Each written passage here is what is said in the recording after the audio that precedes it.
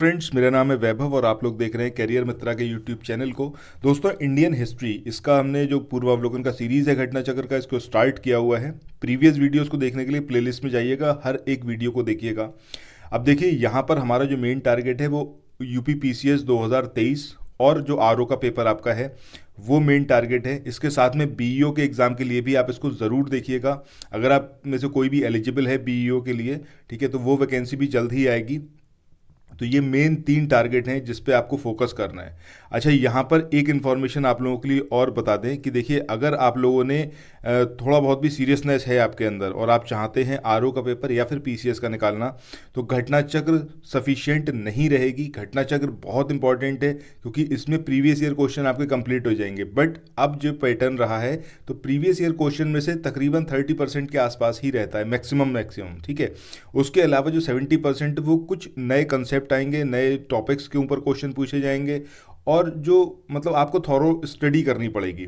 अब उसके 2 तरीके हैं, या तो आप एनसीईआरटी कवर करिए और स्टैंडर्ड बुक्स कवर करिए, या फिर आप जो हमारा ये पीडीएफ कोर्स है इसको परचेस कर लीजिए। इसमें जो एमसीक्यू आपको प्रोवाइड करे जा रहे हैं बहुत रिफाइंड कंटेंट है। सब कुछ जो आपका एनसीईआरटी की बुक्स हैं क्लास 6 से लेकर 12 तक उसके अंदर फिनिश हो जाएंगी। इसके अलावा जो स्टैंडर्ड बुक्स हैं वो भी इसके अंदर कवर अप हो जाएंगी। तो आपको सिंपली ये करना है कि इस वाले पीडीएफ कोर्स को तुरंत परचेस करना है और इसको रेगुलरली फॉलो करना है और मल्टीपल टाइम्स रिवीजन मारना है। उसके बाद कुछ भी ऐसा बचेगा नहीं जो आपका अनछुआ रह जाए। और कॉस्ट इसका इतना मिनिमम रखा गया है कि हर कोई इसको सिंपली परचेस कर पाए। सो अगर आप सीरियस हैं तो कॉल करिएगा। ये नंबर आप अपनी स्क्रीन पे देख रहे हैं 9027281376 और 6395649901। इनमें से किसी नंबर पर आप कॉल कर सकते हैं, व्हाट्सएप कर सकते हैं, टेलीग्राम कर सकते हैं और आप ये पीडीएफ परचेस कर सकते हैं। सो आइए दोस्तों, अब जो हमारा बौद्ध धर्म का जो टॉपिक है आज उसको स्टार्ट करते हैं। क्वेश्चन से स्टार्ट करते हैं। पहले क्वेश्चन में यहाँ से आपसे बोला गया है कि बौद्ध धर्म में त्रिरत्न जो है इससे क्या अभिप्राय है। तो इसका जो सही आंसर होगा वो क्या होगा, ऑप्शन बी, यानी कि बुद्ध, धम्म और संघ। देखिए, जैसा मैंने आप लोगों से पहले भी बोला है कि अगर आप लोग इस वाले वीडियो को देख रहे हैं तो हर एक क्वेश्चन को पहले खुद से ट्राई करिए, देखिए कि आपको आता है कि नहीं आता है। इफ़ इन केस आपको नहीं आता है तो ध्यान से इसको देखिए और इसको साथ के साथ याद करने की कोशिश करिए, मतलब मेमोरी में कहीं ना कहीं इट शुड बी स्टिक, ठीक है। अब देखिए, यहाँ पर जो थ्योरी पार्ट है इसमें क्या बोला गया है कि बुद्ध, धम्म और संघ ये बौद्ध धर्म के त्रिरत्न हैं। बुद्ध की मृत्यु के बाद उनकी शिक्षाओं को संकलित किया गया, जिसको 3 भागों में बांटा गया और इसी को बोला जाता है त्रिपिटक, विनय पिटक, सुत्त पिटक और अभिधम्म पिटक। इसके बाद नेक्स्ट क्वेश्चन की तरफ मूव ऑन करें। यहां पर दिया हुआ है कि प्राचीन भारत के बौद्ध मठों में पवरन ये जो एक त्योहार था या फिर ये एक समारोह जो था इसको आयोजित किया जाता था। तो एग्जैक्टली ये था क्या? क्या ये संघ परिनायक और धर्म तथा विनय विषयों पर एक एक वक्ता को चुनने का अवसर होता था, या फिर ये वर्षा ऋतु के दौरान मठों में प्रवास के समय भिक्षुओं द्वारा किए गए अपराधों की स्वीकृति का अवसर होता था, मतलब जहाँ पे वो एक्सेप्ट करते थे कि हाँ हमने ये पाप किए हैं, या फिर किसी नए व्यक्ति को बौद्ध संघ में प्रवेश देने का समारोह होता था जिसमें उसका सिर मुंडवा दिया जाता था और पीले वस्त्र वो धारण करता था, या फिर आषाढ़ की पूर्णिमा के अगले दिन बौद्ध भिक्षुओं के एकत्र होने का अवसर होता था जब वे वर्षा ऋतु के आगामी 4 महीनों के लिए निश्चित आवास चुनते थे। सो देखिए, यहाँ पर आएगा ऑप्शन बी, यानी कि वर्षा ऋतु के दौरान मठों में जो प्रवास के समय भिक्षुओं द्वारा अपने किए गए अपराधों को वो स्वीकृत करते थे कि हाँ हमने ये अपराध किए हैं, वो ये अवसर होता था पवरन का। Very important question. अब वैसे तो ये यूपीएससी का पूछा हुआ क्वेश्चन है, बट अब ये आपका आरओ में भी आ सकता है और पीसीएस में भी आ सकता है, या फिर यूपी पीएससी आयोग के द्वारा कंडक्ट कराए जाने वाले किसी भी परीक्षा में इसको पूछा जा सकता है। सो यहाँ पर क्या बोला गया है कि वर्षा ऋतु के समय 4 महीने बौद्ध भिक्षु बौद्ध महाविहारों में निवास करते थे और इस समय धर्म प्रचार का कार्य स्थगित रहता था। वर्षा ऋतु की समाप्ति पर जब पुनः धर्म प्रचार कार्य आरंभ होता था तो बौद्ध भिक्षु पवरन नामक एक समारोह आयोजित करते थे जिसमें पीछे किए गए कार्यों पर विचार किया जाता था और आगे की कार्य योजना बनाई जाती थी। मतलब पूरी प्लानिंग होती थी कि आगे कैसे काम करना है। और इसके अतिरिक्त भिक्षु इस समारोह में अपने द्वारा किए गए अपराधों को स्वीकार करते थे। सो ये बहुत इंपॉर्टेंट क्वेश्चन है, ज़रूर इसको याद रखना आप। इसके बाद अगला क्वेश्चन जो है 68 नंबर का, जिसमें बात करी गई है अशोकाराम विहार ये निम्नलिखित में से किस स्थान पर स्थित है? क्या ये वैशाली है, क्या ये पाटलिपुत्र है, या फिर ये कौशाम्बी है, या फिर ये श्रावस्ती है? तो देखिए इसका सही आंसर आएगा पाटलिपुत्र। ठीक है, पाटलिपुत्र जो है वो यहाँ पर इसका सही आंसर होगा। अब इसका थ्योरी पार्ट देखें तो यहाँ पर क्या गिवन है। देखिए प्रसिद्ध बौद्ध ग्रंथ जो कि है आपका महावंश, इसमें क्या चीज़ दी हुई है? इसमें बताया गया है कि मौर्य शासक अशोक ने पाटलिपुत्र में अशोकाराम विहार, जो इसके नाम से ही पता चल रहा है कि अशोक ने बनवाया होगा, इनके द्वारा निर्मित करवाया गया था। और इस विहार का निर्माण इंद्रगुप्त नाम का एक थेर भिक्षु था, उसके निरीक्षण यानी कि उसके सुपरविजन में हुआ था। सो इंद्रगुप्त का नाम आपको याद रखना है। अशोकाराम विहार से अशोका तो आपको याद रहेगा ही। ठीक है, और तीसरी बौद्ध संगति जो सभा हुई थी उसमें अशोक, मतलब वो अशोक के टाइम पे हुई थी। ये एक्स्ट्रा इसके अंदर ज्ञान जो है वो दिया गया है आपको, तो इसको भी ले ही लीजिए। ठीक है, नेक्स्ट क्वेश्चन यहाँ पर है कि विश्व का सबसे ऊंचा कहा जाने वाला विश्व शांति स्तूप विहार ये एग्जैक्टली कहाँ पर है? क्या ये वैशाली में है, नालंदा में है, राजगीर में है, या फिर ये पटना में है? सो इसका जो सही आंसर आएगा वो आएगा ऑप्शन सी यानी कि राजगीर। ठीक है, अब यहाँ पर अगर हम देखें थ्योरी पार्ट में तो यहाँ पर क्लियरली दिया हुआ है कि बिहार के राजगीर की पहाड़ियाँ या फिर पहाड़ियों पर स्थित शांति स्तूप विश्व का सबसे ऊंचा कहा जाने वाला विश्व शांति स्तूप है। इसके बाद नेक्स्ट क्वेश्चन आता है यहाँ पर कि बुद्ध की 80 फुट बड़ी प्रतिमा जो बोधगया में है वो निर्मित किसके द्वारा की गई थी? जापानियों ने करी थी, श्रीलंकाइयों ने करी थी, थाई लोगों ने करी थी, या फिर ये भूटानियों के द्वारा इसको निर्मित कराया गया था? तो यहाँ पर इसका जो सही आंसर आएगा वो क्या आएगा? ऑप्शन ए यानी कि जापानियों के द्वारा इसको निर्मित कराया गया था। सो थ्योरी पार्ट में वही चीज़ दे रखी है कि बुद्ध की 80 फीट ऊंची बोधगया में स्थित प्रतिमा लाल ग्रेनाइट, ये जो यहाँ पर आप देख रहे हैं ना किसकी बनी हुई है, तो लाल ग्रेनाइट ज़रूर याद रखना है, और बलुआ पत्थर इनसे निर्मित है। और इसके निर्माण में तकरीबन 7 वर्ष का समय लगा था, ये पॉइंट याद रखना आप। इसके अलावा जापान के दाइजोकियो संप्रदाय है जिसके सहयोग से इसको निर्मित कराया गया था, जो कि प्रतिमा कहाँ पर है? बोधगया में। वेरी इंपॉर्टेंट, ज़रूर इसको याद रखना है। तो इसमें आपको ये याद रखना है कि 80 फुट की ये है और बोधगया में स्थित है, लाल ग्रेनाइट और बलुआ पत्थर से बनी हुई है। इसके अलावा जापानियों ने करवाई थी, तो वहाँ पर जापानियों कौन सा संप्रदाय था जो इसमें संलग्न था? तो वो है आपका दाइजोकियो। ये सारी चीज़ याद रखनी है, और ये 7 साल का पूरा टाइम लगा था। इसके बाद नेक्स्ट क्वेश्चन है सर्वप्रथम स्तूप शब्द ये एग्जैक्टली मिला कहाँ से? ऋग्वेद में मिला, जातक कथाओं में मिला, अर्थशास्त्र में मिला, या फिर ये अष्टाध्यायी में मिला? तो देखिए इस वाले क्वेश्चन में ज़्यादातर लोग क्या समझेंगे कि जातक कथाएं जो है इसको हम सही आंसर माने, ताकि ये बौद्ध धर्म से रिलेटेड है तो यहाँ से हमें सही आंसर मिलेगा। बट ये यहाँ पर सही आंसर नहीं होगा। सही आंसर क्या होगा आपका? ऋग्वेद। ऋग्वेद में सबसे पहले स्तूप शब्द का वर्णन मिलता है। तो यहाँ पर वही चीज़ दे रखी है कि ये जो शब्द है स्तूप, इसका सबसे पहले वर्णन कहाँ पर मिला? ऋग्वेद में मिला। और उसके अतिरिक्त अगर हम देखें तो अथर्ववेद में मिला, वाजस्नेयी संहिता में मिला, तैत्तिरीय ब्राह्मण संहिता में मिला, पंचविश ब्राह्मण में मिला। बहुत सारे ग्रंथ हैं जिसके अंदर स्तूप शब्द से जानकारी मिलती है। और स्तूप का जो शाब्दिक अर्थ है वो क्या है? किसी वस्तु का ढेर।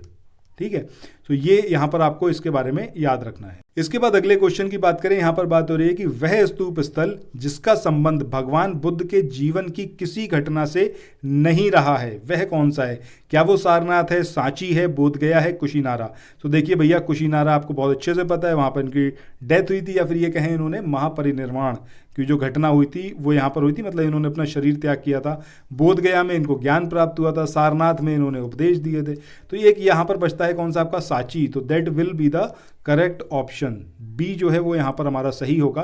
सो वही चीज़ यहाँ पर दे रखी है कि बोधगया का स्तूप जो है वो बुद्ध की ज्ञान प्राप्ति से रिलेटेड है, सारनाथ में धर्म चक्र परिवर्तन से रिलेटेड है, कुशीनारा की या फिर कुशीनगर की बात करें तो वो आपका बुद्ध की मृत्यु से संबंधित है जब उन्होंने अपने शरीर को त्याग दिया।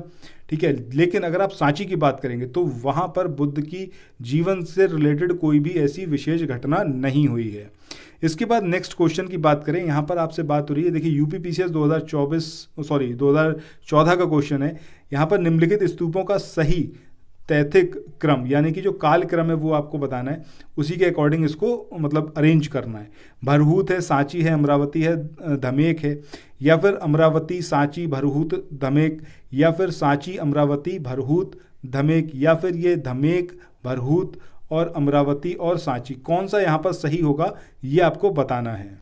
अब जैसा आपको पता है कि उत्तर प्रदेश का जो आयोग है उसमें हमेशा से एक दिक्कत रही है कि कुछ क्वेश्चंस आपको ऐसे मिलेंगे एग्जाम में जिसके मतलब एम्बिगुअस आंसर होंगे, जो आप एक आंसर उसका लगा ही नहीं सकते। जैसे ये वाला क्वेश्चन है, तो यहाँ पर भरहूत की बात करें, सांची की बात करें या फिर हम धमेक की बात करें, तीनों में सेम चीज़ है। तीनों का कालक्रम निर्धारित करना है कि किस काल में ये बनवाए गए थे, ये मतलब आप नहीं डिसाइड कर सकते, क्योंकि भरहूत और सांची की बात करें तो इन दोनों का रिलेशन रहा है मौर्य साम्राज्य से, और ऐसे ही धमेक का भी कहीं ना कहीं रहा है। तो ये मतलब क्वेश्चन बाद में इसको हटाया गया है, ठीक है। अब देखिए वही चीज़ यहाँ पर गिवन है कि अगर हम बात करें भरहूत की या फिर हम बात करें सांची के स्तूप की या फिर मतलब धमेक की, ठीक है। तो जैसे भरहूत और सांची की बात करें तो इनके स्तूप की स्थापना मौर्य शासक जो अशोक थे उनके शासनकाल में हुई थी, और कुछ अगर ऐतिहासिक स्रोत देखें तो धमेक स्तूप का निर्माण काल भी अशोक के टाइम का ही है। और अगर अमरावती की बात करें वो सातवाहन ने बनवाया था, तो वो ठीक है यहाँ पर। तो इस तरीके से भरहूत, सांची और धमेक इन तीनों स्तूप का जो काल है उसको निर्धारित करना पॉसिबल नहीं है। इसके बाद नेक्स्ट क्वेश्चन यहाँ पर आता है जिसमें बात करी जा रही है अनात्मवाद। ये जो सिद्धांत है ये किसका है? सांख्य का है, वेदांत का है, बौद्ध दर्शन का है, या फिर ये जैन दर्शन का है, या फिर इनमें से कोई नहीं। सो इसका जो सही आंसर होगा वो होगा ऑप्शन सी, यानी कि बौद्ध दर्शन का ये एक सिद्धांत है अनात्मवाद। अब अनात्मवाद है क्या? तो यहाँ पर देखिए, यहाँ पर क्लियरली ये चीज़ गिवन है कि बौद्ध दर्शन में अनात्मवाद ये जो सिद्धांत है गौतम बुद्ध के प्रत्युत्संपदाद के सिद्धांत से ही सिद्ध होता है, और इसे नैरात्मवाद भी कहा जाता है। कुछ विचारक क्या कहते हैं इसके बारे में कि अनात्मवाद का जो सिद्धांत है केवल आत्मा पर लागू होता है। वस्तुतः इससे आत्मा और भौतिक जगत दोनों की ही व्याख्या होती है। जब गौतम बुद्ध सर्व अनात्मकम कहते हैं तो इसका अर्थ क्या होता है कि किसी नित्य चेतन या जड़ तत्व का अस्तित्व नहीं है, ना तो आत्मा नामक नित्य द्रव्य का अस्तित्व है और ना ही भौतिक पदार्थ नामक जड़ द्रव्य का। और दिव्यता, एकता, तादम्यता और नित्यता ये जो हैं ये कल्पना मात्र हैं। ये बोली गई है किसमें? बौद्ध धर्म में महात्मा बुद्ध के द्वारा। इसके बाद नेक्स्ट क्वेश्चन की बात करें, यहाँ पर बात हो रही है कि संसार अस्थिर और क्षणिक है, इसका निम्न में से किससे संबंध है? बौद्ध से है, जैन से है, गीता से, वेदांत से? भैया बौद्ध धर्म में ही ये चीज़ बोली गई है कि संसार जो है कैसा है? अस्थिर है और क्षणिक है। बौद्ध दर्शन में क्षणिकवाद को स्वीकार किया गया है, मतलब हर चीज़ जो है मोमेंटस है और कुछ क्षण के लिए है, क्षण मात्र है पूरा संसार, ये बोला गया है किसमें? बौद्ध दर्शन में। बौद्ध ने या फिर बुद्ध ने स्वयं जो है अनित्यवाद के सिद्धांत का प्रतिपादन किया था। क्षणिकवाद अनित्यवाद का तार्किक विकास है, लॉजिकल डेवलपमेंट है, जो बौद्धोत्तर दर्शन में अस्तित्व में आया।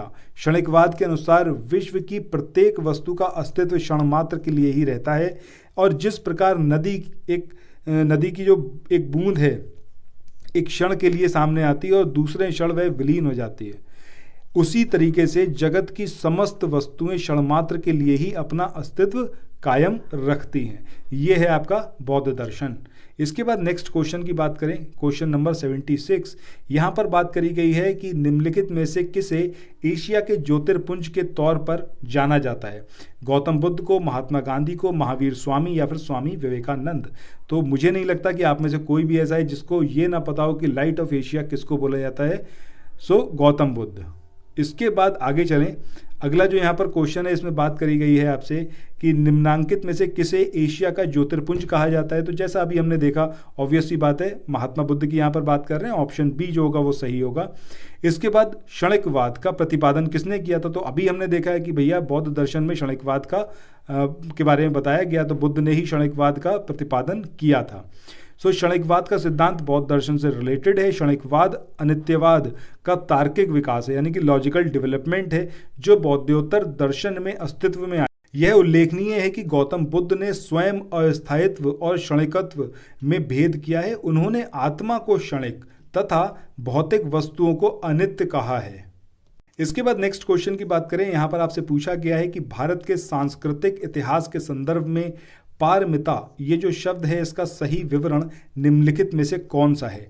अब ये सूत्र पद्धति में लिखे गए प्राचीनतम धर्मशास्त्र पाठ हैं या फिर वेदों के प्राधिकार को अस्वीकार करने वाले दार्शनिक संप्रदाय या फिर परिपूर्णताएं जिनकी समाप्ति से बोधिसत्व जो है उस पथ पर प्रशस्त हुआ है या फिर आरंभिक मध्यकालीन दक्षिण भारत की शक्तिशाली व्यापारी श्रेणियां हैं। तो सही आंसर क्या होगा आपका ऑप्शन सी, यानी कि भारत के सांस्कृतिक इतिहास के संदर्भ में अगर हम देखें तो पारमिता जो ये शब्द है इसका वर्णन क्या है कि परिपूर्णताएं जिनकी संप्राप्ति से बोधिसत्व पथ प्रशस्त हुआ, ये इसका मतलब है किसका, पारमिता। यहाँ पर इसकी थ्योरी देखें, इसमें गिवन है कि बौद्ध धर्म में बोधिसत्वों को बुद्धत्व प्राप्त करने के लिए पारमिता नामक विशिष्ट साधना का वर्णन किया गया है। पारमिता ही एकमात्र ऐसा साधन है जिसके द्वारा बुद्ध की मान्य पदवी बुद्धत्व की प्राप्ति की जा सकती है। बोधिचयावतार में आचार्य शांतिदेव क्या कहते हैं कि जो साधक बुद्धत्व की प्राप्ति के लिए यत्नवान अर्थात जो बोधिसत्व है उसे षट परमिताओं यानी कि दान परमिता, शील परमिता, शांति परमिता, वीर परमिता, ध्यान परमिता और प्रज्ञा परमिता को ग्रहण करना चाहिए। इन षट परमिताओं को प्रज्ञा परमिता का प्राधान्य माना गया है। सो देखिए यहाँ पर आपको जो याद रखना है वो सबसे इंपॉर्टेंट चीज़ ये है कि कितनी परमिताओं के बारे में बात हो रही है, षट यानी कि 6 परमिता। कौन कौन सी हैं, दान परमिता, शील परमिता, शांति परमिता, वीर परमिता, ध्यान परमिता और प्रज्ञा परमिता।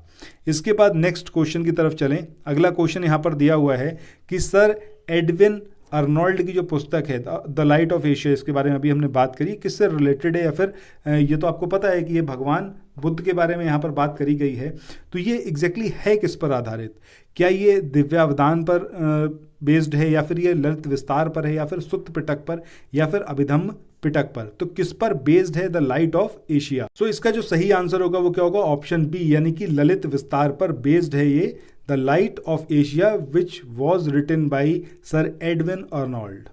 अब यहाँ पर यह चीज़ दे रखी है कि सर एडविन अर्नोल्ड की पुस्तक जो है द लाइट ऑफ एशिया ये ललित विस्तार के विषय वस्तु पर आधारित है और इस पुस्तक का प्रकाशन कब हुआ था, 1879 में लंदन में। इसके बाद नेक्स्ट क्वेश्चन यहाँ पर आता है कि बौद्ध धर्म के महायान और हीनयान जो ये संप्रदाय हैं इनमें सर्वाधिक मौलिक अंतर क्या है।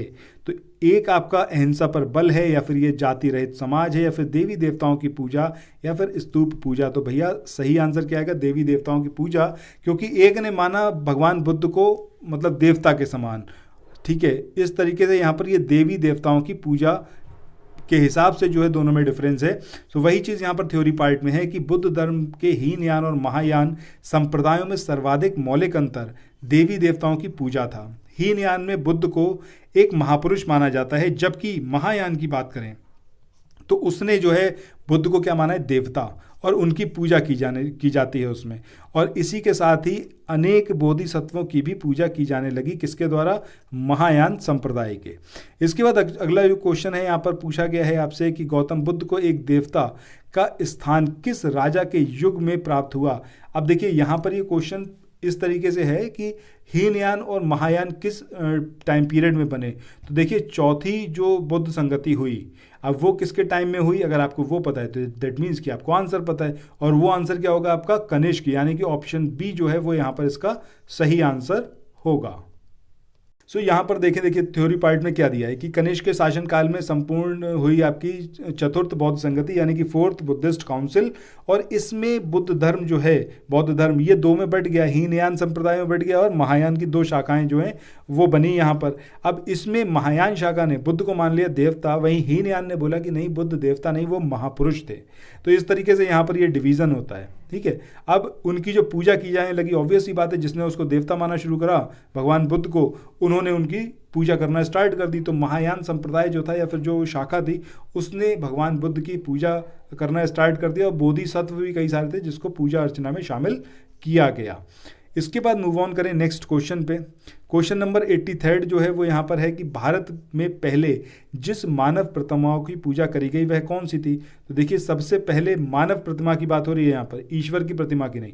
तो यहाँ पर एक इंसान को जब भगवान का दर्जा दिया गया, महायान ने दिया किसको, बुद्ध को दिया। तो यहाँ पर सही आंसर क्या होगा, ऑप्शन सी। सो वही चीज़ यहाँ पर गिवन है कि भारत में सबसे पहले बुद्ध की प्रतिमाओं की पूजा की गई।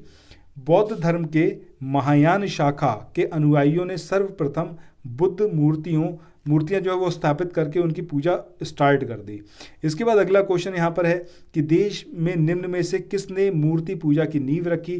तो ऑब्वियस सी बात है वो क्या है आपका, बौद्ध धर्म।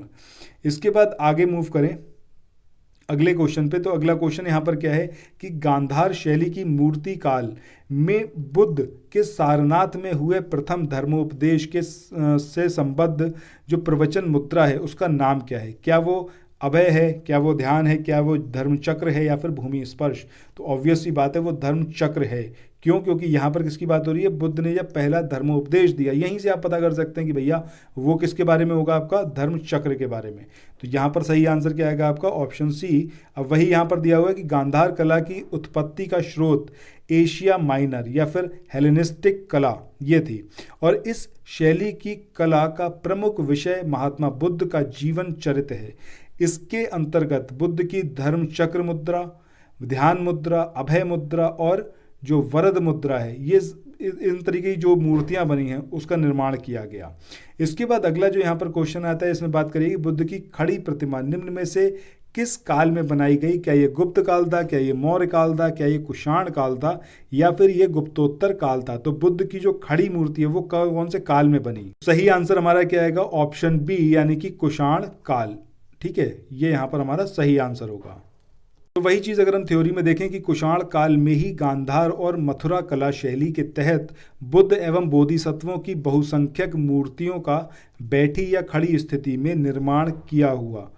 अब वी.एस. अग्रवाल के मतानुसार या फिर उन्होंने जो बोला, उन्होंने क्या बताया कि सर्वप्रथम मथुरा में ही बुद्ध मूर्तियों का निर्माण किया गया जहां इनके लिए पर्याप्त आधार था। हेनसांग के विवरण के अनुसार बुद्ध की प्रथम प्रतिमा कौशाम्बी में बनी थी, परंतु अनेक विद्वान महात्मा बुद्ध की प्रथम प्रतिमा का निर्माण का श्रेय जो है वो गांधार कला को देते हैं। इसलिए ये निश्चित तौर पर नहीं कह सकते कि बुद्ध की पहली मूर्ति प्रतिमा बनी एग्जैक्टली कहाँ पर। ठीक है, तो ये यहाँ पर हमारा एक्सप्लेनेशन है। इसके बाद नेक्स्ट क्वेश्चन की बात करें कि बुद्ध की प्राचीनतम प्रतिमा किस शैली में प्राप्त होती है, गांधार शैली में, मथुरा शैली में, मौर्य में या फिर ये गुप्ता शैली। तो सही आंसर क्या होगा आपका, गांधार शैली। इस वाले को अभी हमने ऊपर देखा है, सो कोई डाउट आपको नहीं होना चाहिए। इसके बाद अगला क्वेश्चन यहाँ पर है कि भगवान बुद्ध की प्रतिमा कभी कभी एक हस्त मुद्रा युक्त दिखाई देती है जिसे भूमि स्पर्श मुद्रा कहा जाता है। तो ये प्रतीक किस चीज़ का है ये आपको यहाँ पर बताना है। पहला यहाँ पर है कि मार पर दृष्टि रखने एवं ध्यान में विघ्न डालने से मार को रोकने के लिए बुद्ध का धरती का आवाहन, या फिर मार के प्रलोभनों के बावजूद अपनी शुचिता और शुद्धता का साक्षी होने के लिए बुद्ध का धरती को आवाहन, या फिर बुद्ध का अपने अनुयायियों को स्मरण करना कि वे सभी धरती से उत्पन्न होते हैं और अंततः धरती में विलीन हो जाते हैं। ठीक है, अतः जीवन कैसा है, संक्रमणशील है। या फिर इस संदर्भ में पहला और दूसरा स्टेटमेंट दोनों सही हैं। तो यहाँ पर जो हमारा आंसर आएगा वो क्या आएगा, ऑप्शन बी, यानी कि मार के प्रलोभनों के बावजूद अपनी शुचिता और शुद्धता का साक्षी होने के लिए बुद्ध का धरती को या फिर धरती का आवाहन, ये यहाँ पर हमारा सही आंसर आएगा। सो एक्सप्लेनेशन देखें कि बुद्ध की भूमि स्पर्श मुद्रा से तात्पर्य अपने तप की शुचिता और निरंतरता को बनाए रखने से है। बुद्ध की भूमि स्पर्श मुद्रा मार यानी कि कामदेव के प्रलोभनों के बावजूद अपनी शुचिता और शुद्धता का साक्षी होने के लिए बुद्ध का धरती का आवाहन को प्रदर्शित करती है। नेक्स्ट क्वेश्चन हमारा अगेन वही है भूमि स्पर्श मुद्रा के ऊपर। ये जो है भूमि स्पर्श मुद्रा की सारनाथ बुद्ध मूर्ति, ये किससे संबंधित है, कौन से काल से, ये मौर्य से है, कुषाण से है, शुंगु से है या फिर ये गुप्ता पीरियड से है। इसका जो सही आंसर आएगा वो आएगा ऑप्शन डी, यानी कि गुप्ता पीरियड, इस टाइम पीरियड की है ये। अब यहाँ पर देखिए क्लियरली ये चीज़ दे रखी है एक्सप्लेनेशन में कि भूमि स्पर्श मुद्रा की जो सारनाथ की बुद्ध मूर्ति है वो गुप्त काल से संबंधित है और इसकी आध्यात्मिक अभिव्यक्ति गंभीर मुस्कान और शांत ध्यान मग्न मुद्रा भारतीय कला की सर्वोच्च सफलता का प्रदर्शन करती है।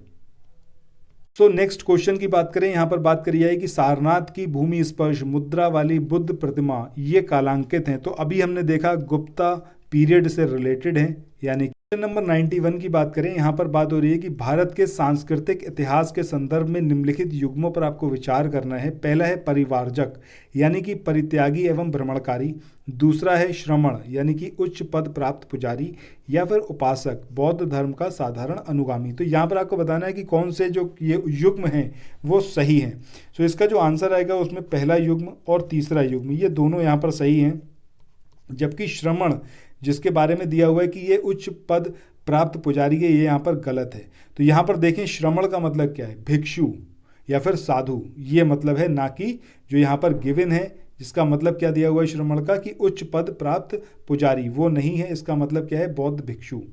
इसके बाद मूव ऑन करें नेक्स्ट क्वेश्चन पे।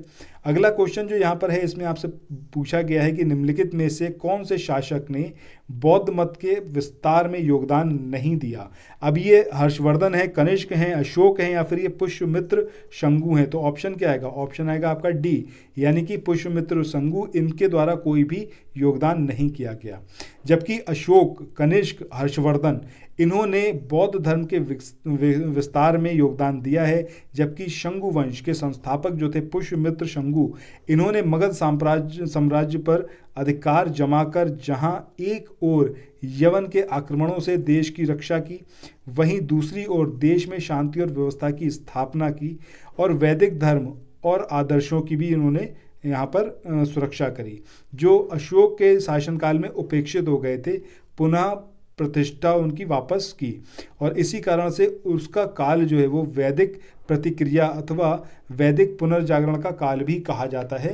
सो ये पॉइंट बहुत ही ज़्यादा इंपॉर्टेंट है। आपको 4 ऑप्शनों में पुष्यमित्र शंगु मिल जाएगा और पूछा जाएगा आपसे कि किसके काल को वैदिक पुनर्जागरण का काल कहा जाता है। तो याद रखिएगा यहाँ पर आपका आंसर क्या होगा, पुष्यमित्र शंगु।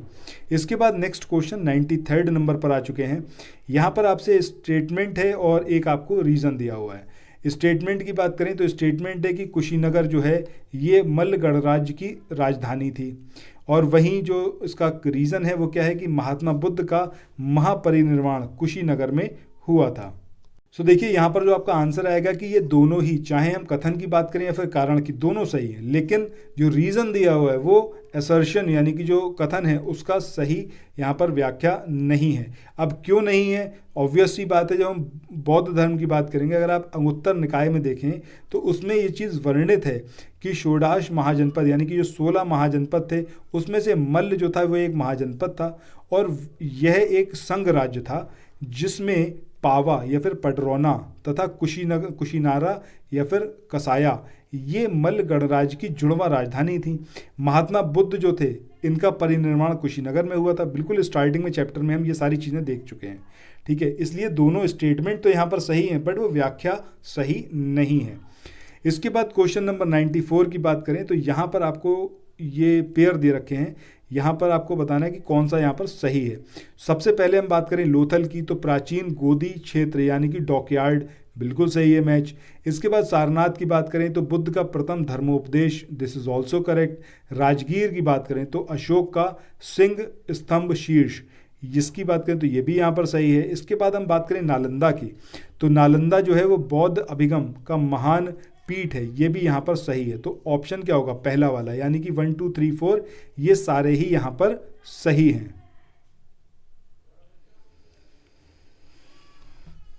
क्वेश्चन नंबर 94 की बात करें, आपको ये 4 पेयर दे रखे हैं, आपको बताना है कि कौन सा यहाँ पर सही नहीं है। लोथल की बात करें एंशियंट डॉकयार्ड, बिल्कुल सही। सारनाथ की बात करें बुद्ध का प्रथम धर्मोपदेश, एकदम सही। राजगीर की बात करें तो ये यहाँ पर इनकरेक्ट है, जबकि नालंदा भी यहाँ पर सही है। अब यहाँ पर अगर हम राजगीर की बात करते हैं तो राजगीर के बारे में आपको याद रखना होगा कि अशोक का सिंह स्तंभ शीर्ष जो वो राजगीर में नहीं मिला था, कहाँ मिला था, सारनाथ में। ये तो आप सभी को अच्छे से पता होगा, ठीक है। क्वेश्चन नंबर 95 की बात करें कि महात्मा बुद्ध की बात कर रहे हैं यहाँ पर, तो महायान जो है वो बौद्ध धर्म में बोधिसत्व अवलोकेतेश्वर को किस और अन्य नाम से जानते हैं? तो महायान की बात कर रहे हैं। अब ये वज्रपाणी के नाम से जानते हैं, मंजूश्री के नाम से जानते हैं, पद्म पाणी के नाम से, या फिर मैत्रेय? तो सही आंसर यहाँ पर क्या होगा? ऑप्शन सी यानी कि पद्म पाणी, ये यहाँ पर इसका सही आंसर होगा। सो बौद्ध दर्शन में यह माना गया है कि बोधिसत्वों में अविलोकितेश्वर की स्थिति जो है महिमा मंडित है, और उन लोगों ने यह निश्चय किया था कि वे तब तक बुद्ध नहीं बनेंगे जब तक कि सभी मनुष्यों को निर्वाण नहीं प्राप्त हो जाता। वस्तुतः बौद्ध धर्म पर हिंदू धर्म का प्रभाव परिलक्षित होता है। अविलोकितेश्वर नारायण या फिर पद्म पाणी विष्णु का भी एक नाम है। इसके बाद अब हम चलते हैं नेक्स्ट क्वेश्चन पे। बाद क्वेश्चन नंबर 96 की बात करें। यहाँ पर बात हो रही है भारत के धार्मिक इतिहास के संदर्भ में निम्नलिखित कथनों पर विचार करना है। पहला है स्थिरवादी महायान बौद्ध धर्म से संबद्ध है। दूसरा है लोकेतेश्वर वादी संप्रदाय बौद्ध धर्म के महासांघिक संप्रदाय की एक शाखा है, या फिर महासंघिकों द्वारा बुद्ध के देवत्वरोपण ने महायान बौद्ध धर्म को प्रोत्साहित किया। तो यहाँ पर आपको बताना है कि कौन कौन सा ऑप्शन सही है। तो देखिए सेकंड और थर्ड ये दोनों यहाँ पर स्टेटमेंट करेक्ट हैं, जबकि पहला स्टेटमेंट यहाँ पर सही नहीं है। और इसका व्याख्या देखें तो देखिए यहाँ पर क्लियरली गिवन है कि परंपरागत नियम में आस्था रखने वालों का संप्रदाय स्थिरवाद या फिर थेरावादी कहलाया। स्थिरवाद बौद्ध धर्म के हीनयान शाखा से संबंध है, ना कि महायान से। इसका नेतृत्व महाकच्चायन ने किया था, और परिवर्तन के साथ नियम को स्वीकार करने वालों का संप्रदाय वो महासंघिक कहलाया, तथा इसका नेतृत्व महाकश्यप ने किया। लोकेतेश्वरवादी संप्रदाय बौद्ध धर्म के महासंघिक संप्रदाय की एक शाखा थी। बौद्ध धर्म में लोकेतेश्वरवाद निकाय जो है वो 18 निकायों में से एक है। तो ये इसके बारे में है। इसके बाद नेक्स्ट क्वेश्चन 97 नंबर का, यहाँ पर आपसे पूछा गया है कि भारतीय इतिहास के संदर्भ में निम्नलिखित में से कौन भावी बुद्ध है जो संसार की रक्षा हेतु अवतरित होंगे? तो ये अविलोकितेश्वर हैं, या फिर ये लोकेतेश्वर हैं, या फिर पद्म पाणी हैं, या फिर ये मैत्रेय हैं। तो आपको बताना है कि कौन सा सही आंसर है। सो इसका जो सही आंसर आएगा वो क्या आएगा? ऑप्शन सी यानी कि मैत्रेय। अब यहाँ पर अगर हम देखें इसमें तो बौद्ध मान्यताओं के अनुसार मैत्रेय संस्कृत जो है वो एक बोधिसत्व है, यानी कि संस्कृत का एक शब्द है ये मैत्रेय, जो पृथ्वी पर भविष्य में अवतरित होंगे और बुद्धत्व प्राप्त करेंगे तथा विशुद्ध धर्म की शिक्षा देंगे। मैत्रेय के अवतरण की भविष्यवाणी ऐसे समय में की गई है जब इस लोक में अनैतिकता अनाचार इतना बढ़ जाएगा कि मानव जीवन असुरक्षित होता दिखेगा। सुरक्षा के लिए लोग इधर उधर भटकेंगे, सर्वत्र त्राही त्राही मच जाएगी और मानव जीवन संघर्ष में बनता दिखेगा। ऐसे आपातकाल में बोधिसत्व मैत्रेय इस भूतल पर भविष्य के बुद्ध के रूप में अवतार लेंगे। वह पुनः बौद्ध धर्म की संस्थापना करेंगे और सभी मानवों को सुखी या फिर सुख, शांति और समृद्धि प्रदान करेंगे। नेक्स्ट क्वेश्चन 98 नंबर का, जिसमें बात करी जा रही है कि भारत के धार्मिक इतिहास के संदर्भ में निम्नलिखित कथनों पर आपको विचार करना है। पहला है बोधिसत्व बौद्ध मत के हीनयान संप्रदाय की केंद्रीय संकल्पना है। दूसरा है बोधिसत्व अपने प्रबोध के मार्ग पर बढ़ता हुआ करुणामय है, या फिर बोधिसत्व समस्त सचेतन प्राणियों को उनके प्रबोध के मार्ग पर चलने में सहायता करने के लिए स्वयं की निर्वाण प्राप्ति विलंबित करता है। तो आपको बताना है कि कौन कौन सा स्टेटमेंट यहाँ पर सही है। देखिए यूपीएससी का क्वेश्चन है, थोड़ा सा टिपिकल है। आंसर इसका क्या होगा? आपका ऑप्शन सी यानी कि केवल सेकंड जो है वो यहाँ पर सही आंसर होगा। पर हम देखें तो तीसरा स्टेटमेंट है बोधिसत्व समस्त सचेतन प्राणियों को उनके प्रबोध के मार्ग पर चलने में सहायता करने के लिए स्वयं की निर्वाण प्राप्ति विलंबित करता है। तो दूसरा और तीसरा स्टेटमेंट सही है, पहला स्टेटमेंट सही नहीं है। आंसर क्या होगा आपका? केवल 2 और 3। अब यहाँ पर क्लियरली ये चीज़ दे रखी है कि बोधिसत्व बौद्ध मत के महायान संप्रदाय का आदर्श एवं केंद्रीय संकल्पना है। बौद्ध धर्म में बोधिसत्व सत्व के लिए प्रबुद्ध यानी कि शिक्षा दिए हुए को ही कहते हैं। पारंपरिक रूप से महान दया से प्रेरित बोधिसत्व जनित सभी संवेदनशील प्राणियों के लाभ के लिए सहज इच्छा से बुद्धत्व प्राप्त करने वालों को बोधिसत्व माना जाता है। 10 परमिताओं का पूर्ण पालन करने वाला बोधिसत्व कहलाता है। 6 ऑलरेडी हमने देखी हुई हैं। बुद्ध बनना ही बोधिसत्व के जीवन की पराकाष्ठा है। बौद्ध धर्म का अंतिम लक्ष्य संपूर्ण मानव समाज से दुख का अंत है। बौद्ध धर्म के अनुसार 4 आर्य सत्य हैं। वो कौन कौन से हैं? दुख, दुख समुदय, दुख निरोध और दुख निरोध का मार्ग। बुद्ध धर्म के या फिर बौद्ध धर्म के अनुयायी अष्टांगिक मार्ग के अनुसार जीवन जीकर अज्ञानता और दुख से मुक्ति और निर्वाण पाने की कोशिश करता है। इसके बाद अगला क्वेश्चन यहाँ पर है, बोधिसत्व पद्मपाणि का चित्र सर्वाधिक प्रसिद्ध एवं प्रायः चित्रित चित्रकारी है जो अजंता में है, बादामी में है, एलोरा में है या फिर बाकी गुफाओं में। तो यहाँ पर हमारा जो सही आंसर आएगा वो क्या आएगा? ऑप्शन ए, यानी कि अजंता में है ये जो बोधिसत्व पद्मपाणि है इनका चित्र। तो वही चीज़ यहाँ पर दी हुई है कि गुफा संख्या 1 की बोधिसत्व पद्मपाणि का चित्र अजंता चित्रकला की श्रेष्ठ कलाकृतियों में से एक है। इसे 6ठी शताब्दी ईसा के अंत में निष्पादित किया गया था। चित्र में बोधिसत्व पद्मपाणि राजसी शैली में एक नीलम जड़ित मुकुट उन्होंने पहना हुआ है, जिसके लंबे काले बाल मनोहारी रूप से झुके हुए हैं। रमणीय रीति से अलंकृत यह आकृति आदमकद से भी बड़ी है और इसमें उसके दाहिने हाथ कुछ कुछ रुके हुए तथा कमल के पुष्प को पकड़े हुए दर्शाए गए हैं इस चित्रकारी में। इसके बाद नेक्स्ट क्वेश्चन की तरफ चलें। अगला क्वेश्चन आपका आरओ का क्वेश्चन है। यहाँ पर आपसे पूछा गया है कि हीनयान अवस्था का विशालतम एवं सर्वाधिक विकसित शैलकृत जो चैत्य ग्रह है वो कहाँ पर स्थित है? वो आपका पीतलखोरा में है, जुन्नार में है, कारले में है या फिर बेडसा। तो सही आंसर क्या आएगा आपका? ऑप्शन सी, यानी कि कारले में स्थित है। सो इसके एक्सप्लेनेशन में वही चीज़ दे रखी है कि हीनयान अवस्था का विशालतम एवं सर्वाधिक विकसित शैलकृत चैत्य ग्रह कारले में स्थित है। यह पुणे महाराष्ट्र के मावल तालुका में स्थित है। मतलब पूरी लोकेशन आपको पता होनी चाहिए। नेक्स्ट क्वेश्चन है, निम्नलिखित में से किस शैलकृत गुफा में 18 सिरों के बोधिसत्व का अंकन किया गया है? अब ये अजंता है, एलोरा है, कारले है या फिर ये कन्हेरी है। तो सही आंसर क्या आएगा आपका? कन्हेरी, यानी कि ऑप्शन सी जो होगा वो सही होगा। नेक्स्ट क्वेश्चन की बात करें, यहाँ पर बात हो रही है प्रथम शताब्दी ईस्वी में किस भारतीय बौद्ध भिक्षुक को चीन भेजा गया था? असंग को भेजा गया था, अश्वघोष को, वसुमित्र को या फिर नागार्जुन। तो सही आंसर क्या आएगा? ऑप्शन डी, यानी कि नागार्जुन।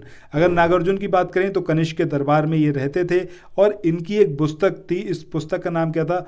मध्यमिक कारिका।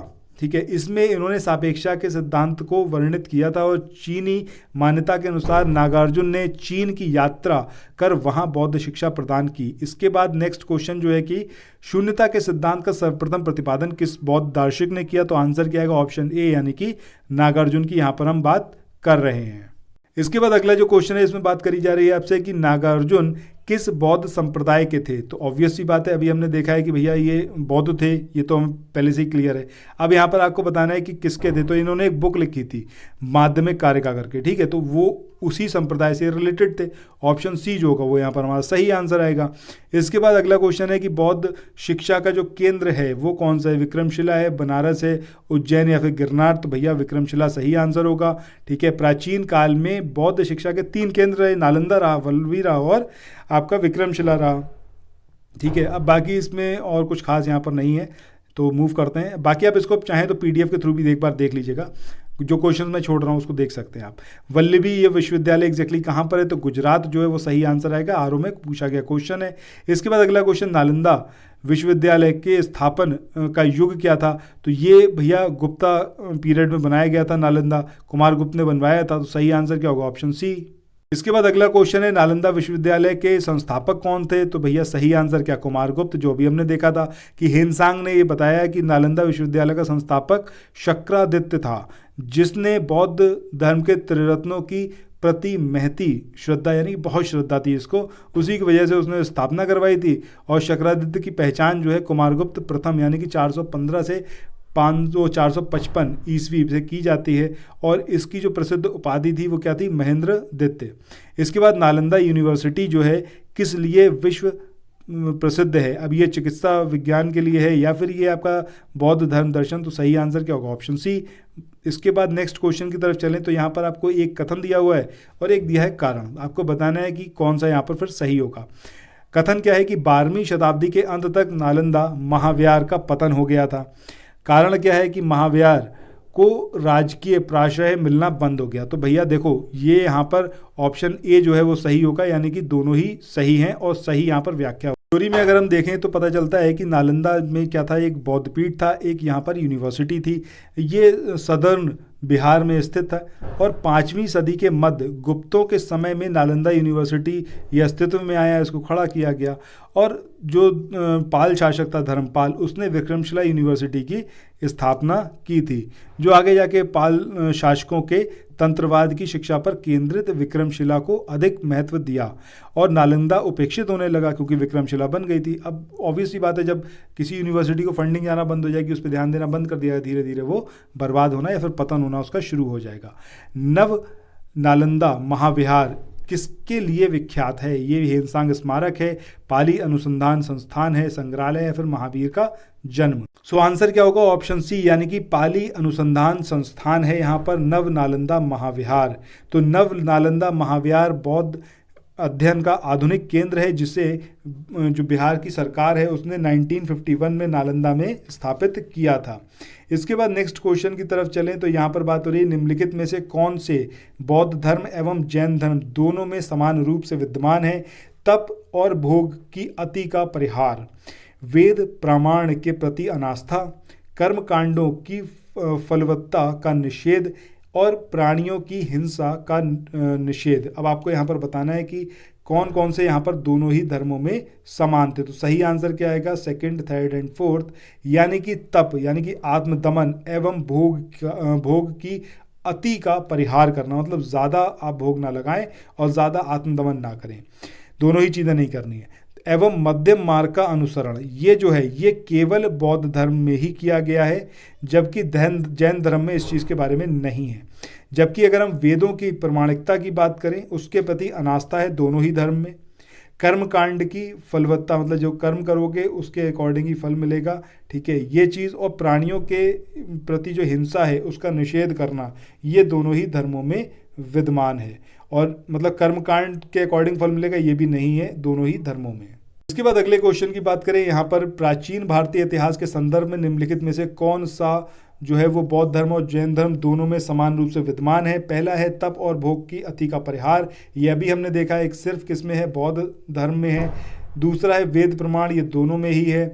इसके बाद कर्मकांड, ये भी दोनों में ही है, ठीक है। तो यहाँ पर आपको बताना है सही आंसर, तो ऑप्शन स्टेटमेंट सेकंड और थर्ड जो है वो यहाँ पर करेक्ट होगा।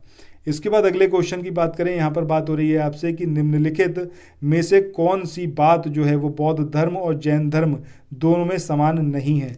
तो भैया आत्मदमन जो है वो दोनों में समान नहीं है, क्योंकि ये सिर्फ और सिर्फ बौद्ध धर्म में गिवन है।